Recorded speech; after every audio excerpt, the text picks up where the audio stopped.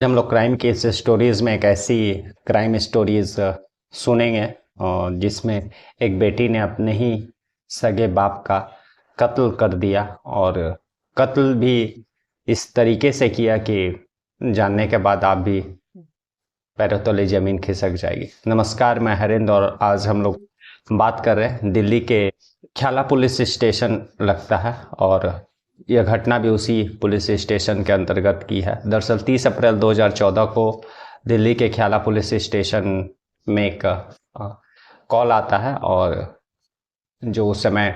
दिल्ली के ख्याला police station में जो ड्यूटी पर रहते हैं वह कॉल उठाते हैं और उसके बाद जिस शख्स ने कॉल किया था वह एक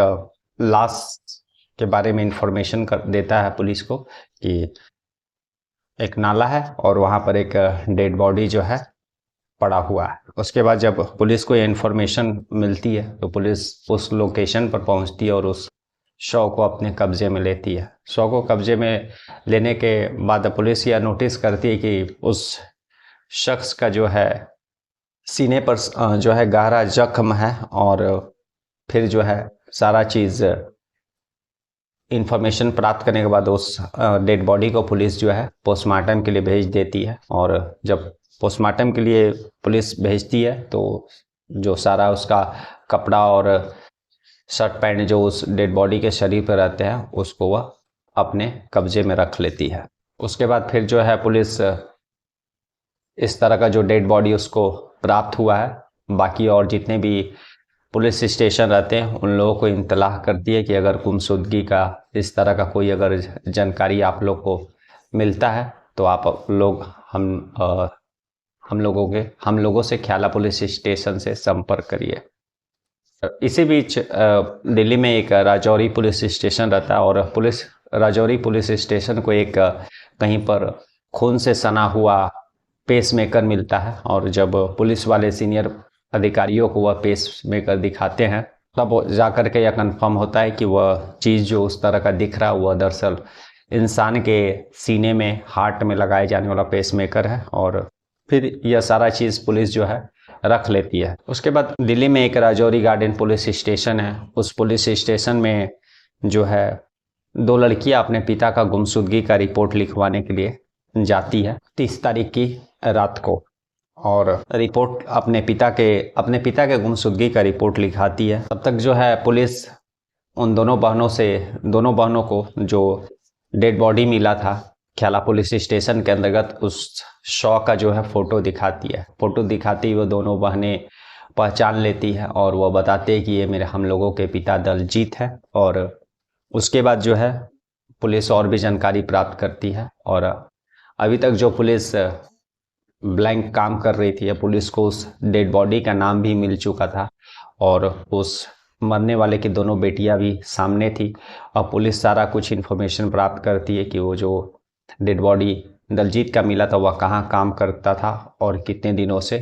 लापता था। दरअसल दलजीत की जो दो बेटियां अमरजीत और कुलविंदर थी। अमरजीत का जो है शादी हो गया रहता है, वह दूसरे जगह रहती है, लेकिन कुलविंदर जो थी वो अपने पिता दलजीत के साथ रहती थी और दलजीत की जो वाइफ थी उसका 3 साल पहले मृत्यु हो गया था। तब से दलजीत जो है अपनी कुलविंदर बेटी जो थी उसके साथ रहता था और ट्रांसपोर्टर का गाड़ी चलाता था, इसलिए वह हफ्तों भर घर से बाहर ही रहता था। उसके बाद जो है पुलिस सारा इन्वेस्टिगेशन शुरू करती है और यह पता करती है और कि दलजीत जहाँ काम करता था वहाँ पर भी इंक्वायरी करती है कौन उसके दोस्त थे कौन उसके दुश्मन थे, लेकिन कहीं पर भी पुलिस को कुछ इस तरह का अटपटा मिलता नहीं है। उसके बाद पुलिस जो है उन सारे बयानों को एक बार फिर से देखती है जो रिपोर्ट में दर्ज किए गए थे। तो और जैसा कि दोनों बहनों ने, अमरजीत और कुलिंदर ने जब रिपोर्ट लिखाने गए थे उस समय वो लोग लिखाए थे, उस समय वो पुलिस को बताए थे कि उस दिन जो है 30 अप्रैल को सुबह 5 बजे जो उनके पिता दलजीत थे वह काम पर जा रहे हैं बोल करके निकले थे और उनका फ़ोन जो है चालू था क्योंकि 5 बजे खुद उनको एक उनके दोस्त ने फ़ोन किया था। ये सारा कुछ जो है पुलिस को उन्होंने बताया था और फ़ोन आने के बाद ही दलजीत जो है ड्यूटी पर निकले थे। पुलिस जो है उस बयान को दोबारा पढ़ने के बाद जो है उसका कंफर्म करना चाहती है कि वो कितना सच है। तब फिर जो है पुलिस दलजीत का कॉल रिकॉर्ड्स चेक करती है तो पता चलता है कि उस रात दलजीत का 3 बजे ही फ़ोन बंद हो गया था और उसके बाद फिर उसका फ़ोन बंद ही रहा। उसके बाद फिर सीधे पुलिस को शक जाता है कुलविंदर पर और पुलिस ने बिना कुलविंदर को बताए ही उसके नंबर प्राप्त करती है और फिर उसको उसका जो है सारा कॉल डाटा खंगालती है।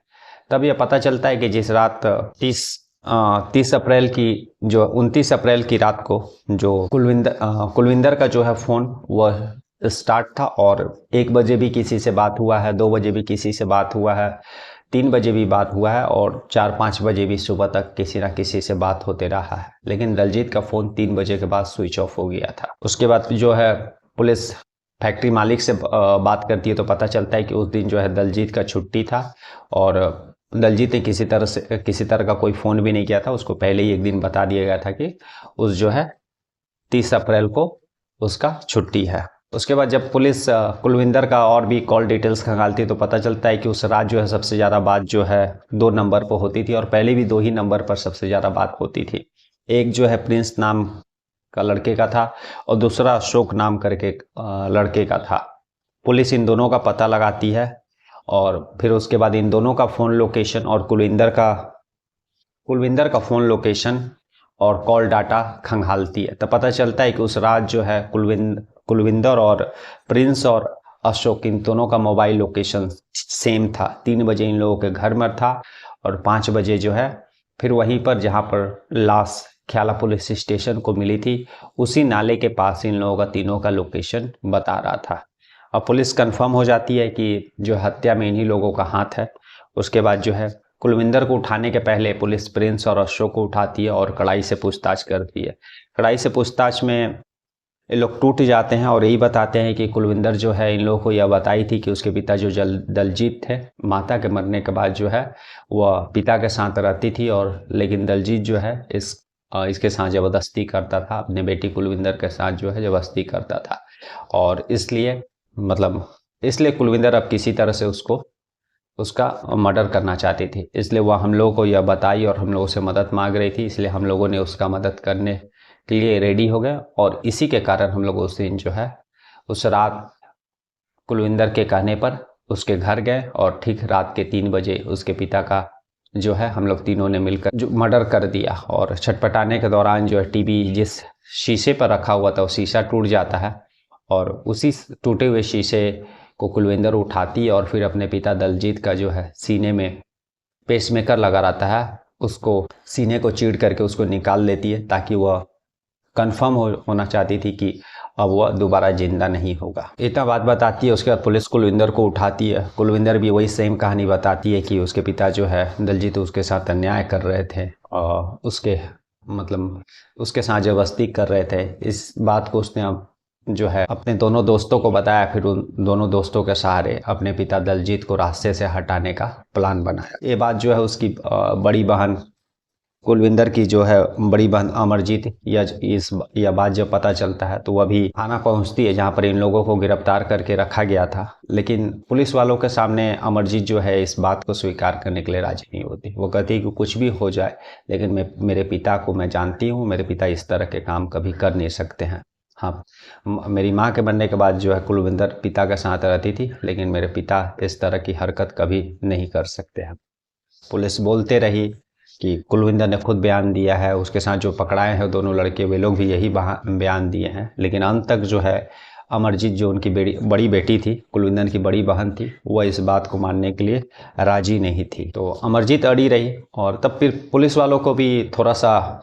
डाउट हुआ कि यार जब बड़ी बेटी बोल रही कि इस तरह के उसके पिता हो ही नहीं सकते, बहुत अच्छे इंसान थे, दूसरी बेटी इस तरह का इल्जाम लगा रही है, तब पुलिस थोड़ा और इन्वेस्टिगेशन करती है और इन तीनों को जो कुलविंदर और अशोक और प्रिंस को जो पकड़ी थी इन लोगों के साथ और भी कड़ाई के साथ पूछताछ करती है। तब फिर कुलविंदर जो है मुंह खोलती है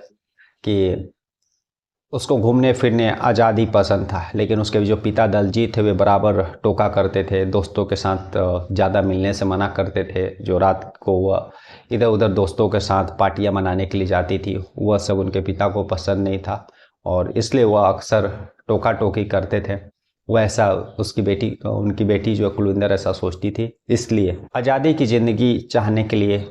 मुझे अपने पिता का मर्डर करना पड़ा ताकि मेरे को कोई अपने दोस्तों से मिलने मना करने वाला ना रहे, मुझे कोई घूमने से रोकने वाला ना रहे, मुझे अपनी आज़ादी से जीने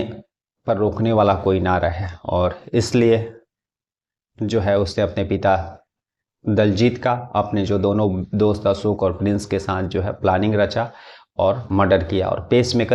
पेसमेकर जो है उसके पिता को 5 साल पहले लगा था और कुलविंदर यह जानती थी कि पेसमेकर जब तक पिता के सीने में है तब तक उनकी ज़िंदगी, और जैसे ही पेसमेकर एक बार बंद हो जाएगा तो वह मर जाएंगे, ऐसा डॉक्टर ने कहा था। तो इसलिए गला दबाने के बावजूद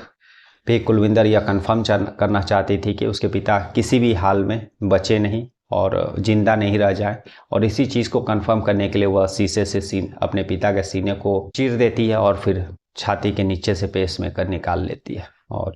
फिर पुलिस जो यह पूछती है कि तुमने इस तरह का जो अपने पिता पर, दलजीत पर गंदे इल्ज़ाम लगाए और यह सारा चीज़ तुमने क्यों किया, तब वो बताती है कि मैं यह मर्डर का प्लानिंग करने के साथ साथ उसके बाद बचने का भी प्लानिंग करके रखी थी। और इसी कारण मैं अपने पिता पर इल्ज़ाम लगा रही थी ताकि